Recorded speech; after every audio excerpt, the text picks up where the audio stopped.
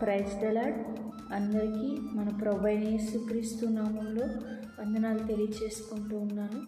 దేవుడు బైబిల్ గ్రంథంలో ఒక మాటను వ్రాయించారు. మత్తయి సువార్త 7వ అధ్యాయం 7వ వచనం, అడుగుడి మీకు ఇవ్వబడును, వెతకుడి మీకు దొరుకును, తట్టుడి మీకు తీయబడును అని దేవుని వాక్యం సెలవిస్తుంది. అయితే ఇది మనం లోకానుసారంగా లేదంటే శరీరానుసారంగా ఆలోచించకూడదు. భౌతిక పరంగా మనం ఆలోచించినప్పుడు అది మనకు సరిగ్గా అర్థం కాదు. మనము దాన్ని ఆత్మీయ సారంగా మనం తీసుకున్నప్పుడు మాత్రమే మనకి దేవుడు ఎందుకు ఆ మాట అన్నాడో మనకి బాగా అర్థమవుతుందన్నమాట. మనం వేటి గురించి అడగాలి అని అంటే ఆత్మ సంబంధమైన ఈవుని కావాలని దేవుణ్ణి అడగాలి. కానీ మన శరీరేచ్ఛలు భోగేచ్ఛలు నెరవేర్చుటకై దేవుణ్ణి మనం ఏమీ అడగకూడదు.